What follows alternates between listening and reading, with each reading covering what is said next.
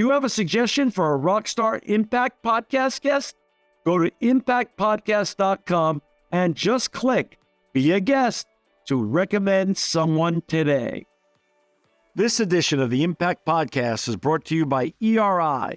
ERI has a mission to protect people, the planet, and your privacy, and is the largest fully integrated IT and electronics asset disposition provider and cybersecurity-focused hardware destruction company in the United States, and maybe even the world. For more information on how ERI can help your business properly dispose of outdated electronic hardware devices, please visit eridirect.com. This edition of the Impact Podcast is brought to you by Engage. Engage is a digital booking platform revolutionizing the talent booking industry. With thousands of athletes, celebrities, entrepreneurs, and business leaders, Engage is the go-to spot for booking talent, for speeches, custom experiences, live streams, and much more. For more information on Engage or to book talent today, visit letsengage.com.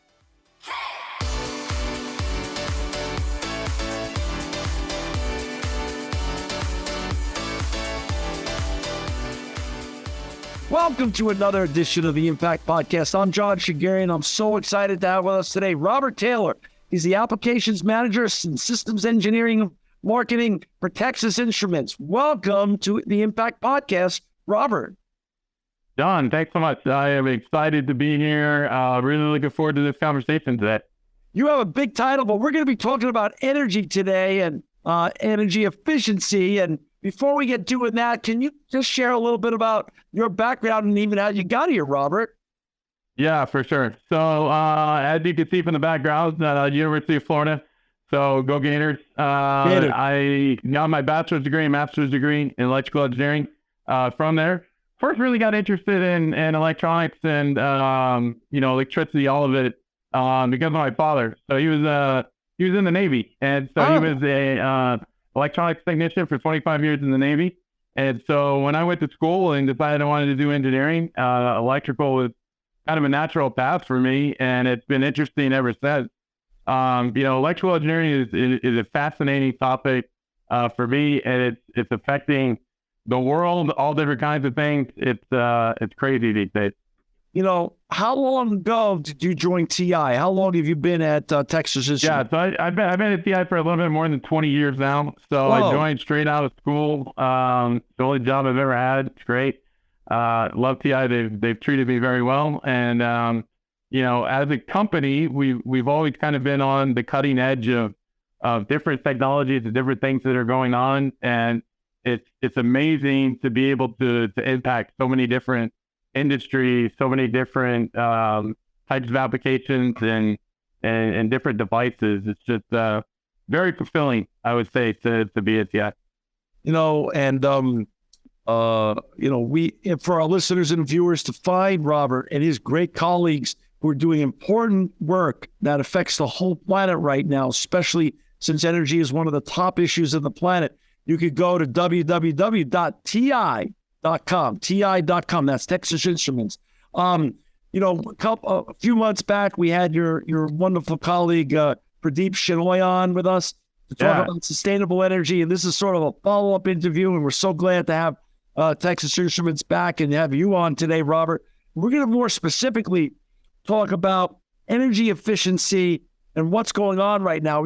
Obviously, as we're trying to move from a linear to circular economy, and everyone's trying to go chase this wonderful goal of net zero and carbon emissions and get to carbon neutrality, we're trying to do more with less. And so can you explain, with regards to energy, doing more with less, where semiconductors play a role in doing more with less across the planet? Yeah, that's a great point, John. So, there's so many different things, whether it's electric vehicles or, I was just reading today in the news, they want to get rid of gas stoves in people's homes, right? Right. I can't have a gas stove in my home anymore. Right. So now so many different things moving from machine power to either whether it's gas or, other types of energy to electrical energy. And that's going to do a number of different things. So one, Here I'm in the state of Texas, so we have our own power grid here, right? And so a lot of people probably remember when the power grid was strained. And as we start adding more electric vehicles, more electric machines in the home, more servers, data centers to handle all of this AI, big data that's going on, it's really going to put a strain on the energy grid.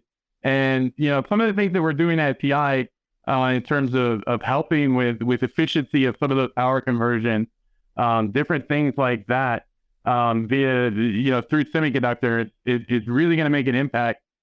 Small, if you think about it, when you have a large amount of electricity and you're trying to translate it to a different level, a 1% gain in efficiency could impact a huge number of things there. And so, being able to handle things more efficiently, being able to drive the, more effectiveness out of the grid, do more, computations or whatever it may be. Let's take a data center, for example, right? So Right. if I have a data center that has 50 megawatts of power coming in, if I have to spend that cooling the data center, inefficiencies and power losses, different things like that, that's less YouTube videos that somebody could be watching. That's less, stock trades Right. that get done on a single server, right? And Right. so companies are looking to increase the efficiency, and TI is really helping to push those boundaries. This issue, you're in Texas, I'm in California. Both states have faced, just in the last year, power losses. Okay. Talk a little bit about the innovations TI is doing in semiconductors to help keep power losses at a minimum. Yeah, so one of the biggest industries that TI focused on within the industrial space is grid infrastructure. So grid infrastructure is going through a lot of changes where we have, whether it's mechanical relays switching to solid state relays, high voltage translation, different types of things where semiconductors are now able to be utilized as spaces that they weren't before, to build more reliable grids, to be able to switch different types of loading and things that are going on at a higher level, so that we don't run into those situations where we bring down the whole grid because of one failure that's somewhere else. Texas is involved in a lot of those different spaces to improve that quality of the power that's being delivered, and also to reduce the downtime. Give us a couple of versions of the innovations in semiconductors that you're doing to help reduce those power losses. Yeah, so to move back to the data center example for one. So right now, semiconductors in general are kind of on what we call the third generation. So the first generation, there's bipolar transistors and a lot of older technology, some of which still gets used. The second generation, silicon MOSFETs, which are the backbone of all of the semiconductors that are used across many different industries. And now we're moving into the third generation with wide bandgap devices. So it's a silicon carbide or gallium nitride. And so TI, for example, is using gallium nitride in server applications for these data centers, where we can improve the efficiency 1 to 2% over what's currently available. And so that means a few different things. So one, I could get more computing power. I don't have to waste power cooling the server or the data center. Two, I could fit more servers into a given area. And these are being used wildly. So AI is taking off. If you look at like medical imaging and medical records and different stuff that's going on there, right? Just think like every time, when you would go to get, at least when I was a kid, go get an X-ray, you go in there, they take a picture and they put it up on the thing. Now all of that's digital, right? Like even if you go to the dentist now, it's all digital, and all of that information has to get stored somewhere. And as we generate more and more content, more videos, images, even just like this podcast, for example, this has to go and live somewhere on a server so that people can view it. And if we can improve the efficiency of the electricity that gets delivered to that machine so that people can access the content, that's hugely beneficial to everyone. You know, we get to deal with a lot of OEMs here at ERI with the position that you sit at Robert, at Texas Instruments. Is design for sustainability now a big deal at TI? And is it officially named that, or is it just what you do now? Is it just part of your culture and DNA? Yeah, I would say it's part of the culture, but still it's kind of a shift in mindset, right? So right. So a lot of customers would say, okay, give me the bare minimum cost in order to meet this set of goals or target specifications, right? So let's say the power supply costs $50. Now people are saying, okay, I understand that the power supply costs $50, but if you could save me $50 in electricity over the course of the next 3 years, right, I'm more interested in that. So total cost of ownership, whether it's, you deliver a higher, more engineered, valued product to the customer, maybe it costs more initially, but it's going to save them money over time. A lot of people are really interested in that. Gallium nitride. Let's go back to that. Now, I don't know. I've never heard of that element. Should you give a little bit? Were you guys the first to employ or deploy the use of that to pick up that 1 to 2% in wide bandgap technology, or was that something that was ubiquitous? Or how did that work? No, so there's a transformation, I would say, going on in the industry right now. TI was not the first ones to develop gallium nitride process, but one thing that TI is very good at is, manufacturing in general and doing it at a cost-effective pace. Yeah. So because of the scale and because of the amount of manufacturing capabilities that we have, we're able to offer technology to a wider array of customers at a more reasonable cost than some of our competitors.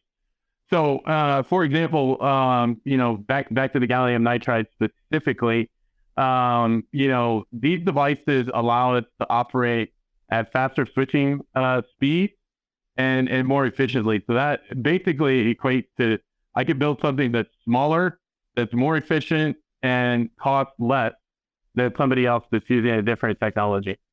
And you're saying even in your industry, which is fascinating because I never heard it said the way you just did a couple of minutes ago, picking up 1 to 2% of efficiency is actually a big deal.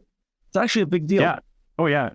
Wow. Yeah. So I mean, if you think about it, and you think about like, a solar panel or something like that, for example, which, typical rates for solar conversion efficiency are in the 20 to 30% range. So if you add 1% onto that, maybe not such a big deal. But when we're talking about power supplies, we're talking about moving from 96 to 98% efficiency.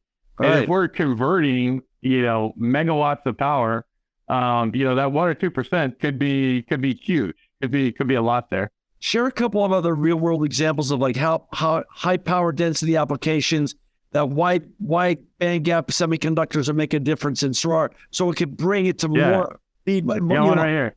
Oh, show me. So most people know this is an adapter. Yeah.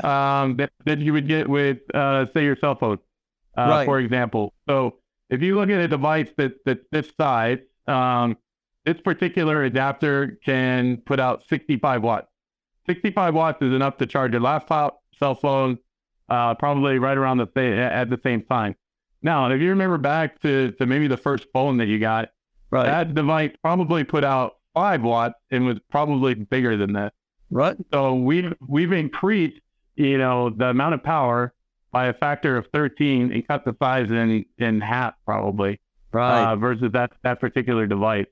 And so this particular adapter has gallium nitride inside as well. So that's allowing us to get the smaller size. So I don't know about you, but I travel a lot, and everything that I got to put into my backpack, I got to put a different charger for my laptop. I got to put a different charger for my phone. I got to, bring all these different power adapters and different electronics.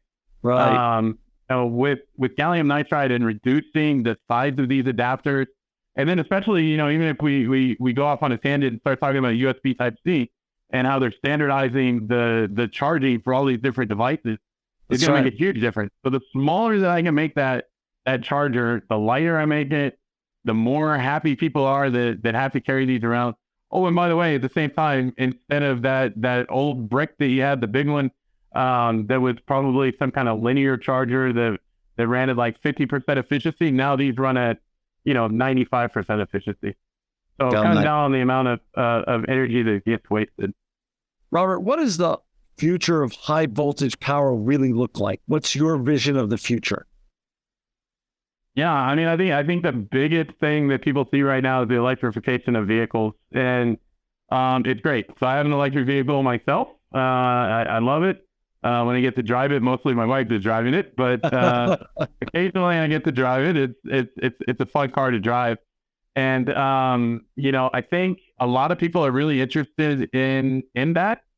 And there's something to be said, right? So we're taking the automotive industry and really changing it from internal combustion engines to electric engines. Now that makes that particular portion of it, really efficient and good. But at the same time, a lot of people gloss over and don't think about, okay, well, where does that electricity come from? That electricity has to come from somewhere, whether that's a coal-fired power plant, that's right, a nuclear power plant, or maybe you got solar panels. The big transformation, in my opinion, where the next space that we have to go is we got to figure out how to generate more clean energy, generate more of that type of sustainable power. Because if we all of a sudden, and your state is number one on this list, to start banning gas powered cars, and now all of a sudden everybody in California has to plug in electric cars, I don't think there's enough electricity out there to handle that. So the innovations and the changes in the next 5 to 10 years, while everybody's excited about the automotive industry, are really going to have to come on the grid side of things, in terms of power generation, in terms of smart, how we handle the power, all of those different types of things. That's fascinating. Are going to become really important. That's really fascinating what you just brought up. You're saying our well-meaning politicians, and this actually happened this summer, and I'm sure you read about it. You're in this industry. They came out with that edict about 2035, everything having to be no more gas cars on the road here in California.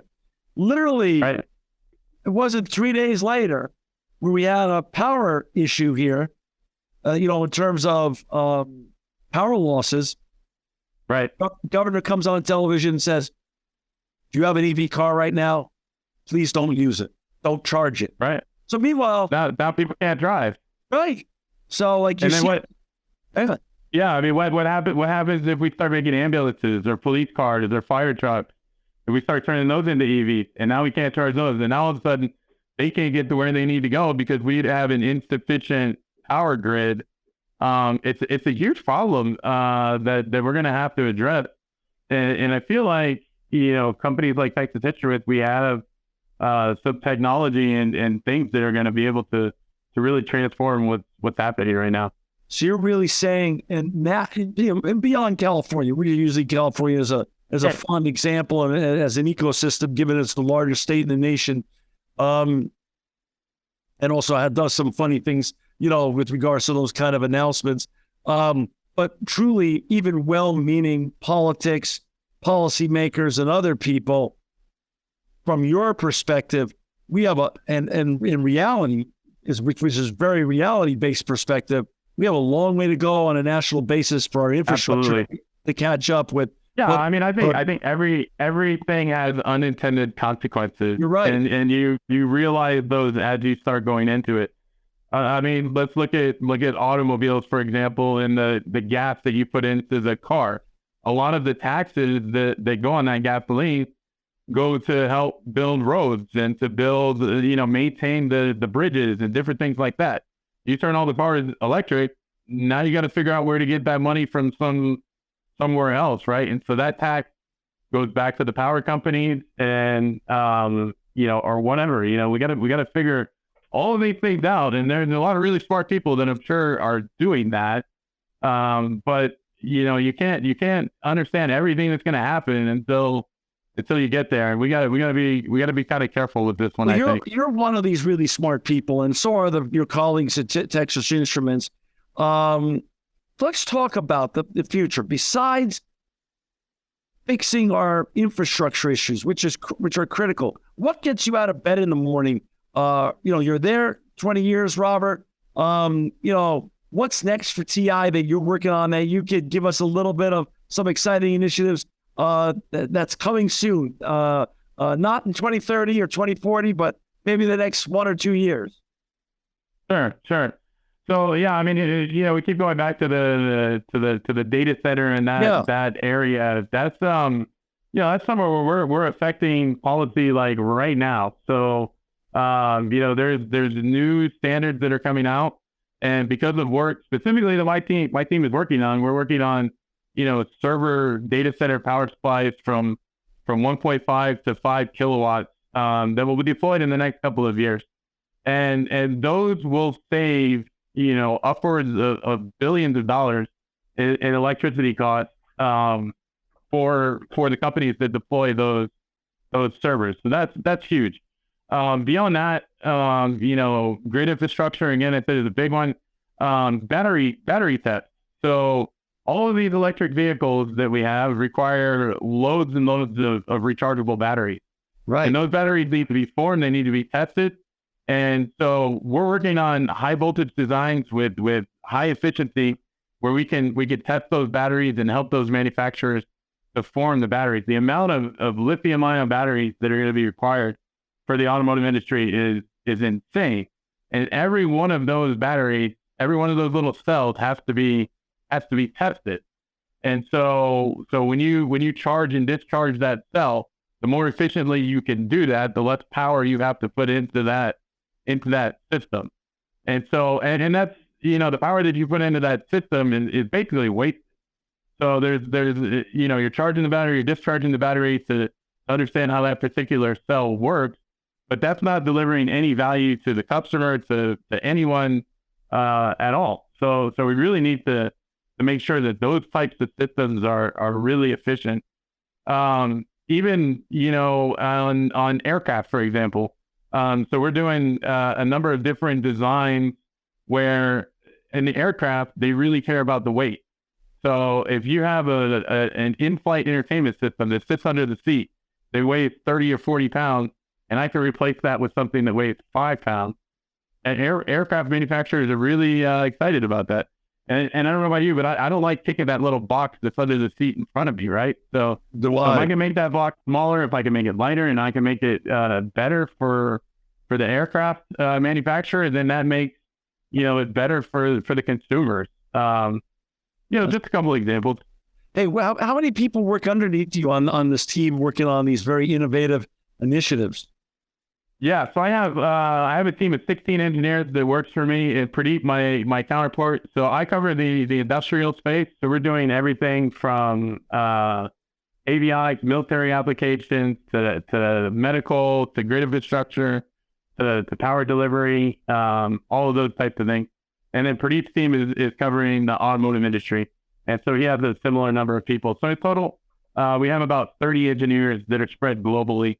So most of my team is here in the Dallas area in Texas, but we also have a team in China, and we have a team in Germany as well. So we're really well positioned to handle customers globally. We see a lot of different innovations, and we're able to take our knowledge and our technology to help customers solve those problems. So Robert, that's probably what gets me out of bed in the morning, I would say. It's really invigorating and rewarding to walk into Best Buy or walk into a store and see something on the shelf and be like, yeah, I helped to make that. Or to see the grid continue to expand with more charging stations and more EVs on the road. Definitely. And you're part of that whole ecosystem.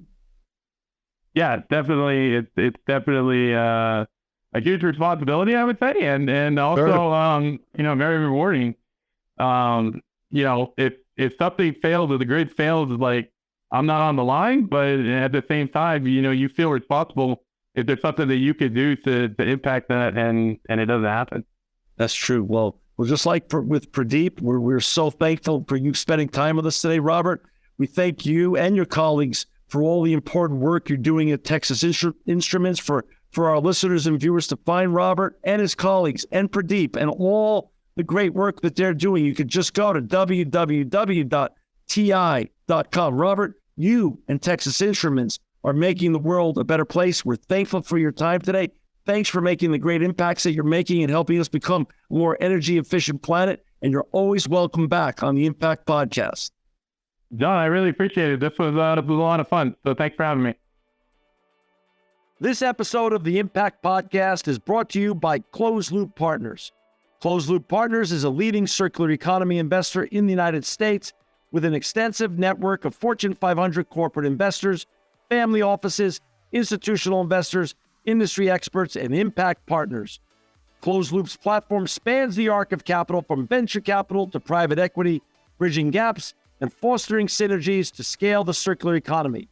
To find Closed Loop Partners, please go to www.closedlooppartners.com. This edition of the Impact Podcast is brought to you by ERI. ERI has a mission to protect people, the planet, and your privacy, and is the largest fully integrated IT and electronics asset disposition provider and cybersecurity-focused hardware destruction company in the United States, and maybe even the world.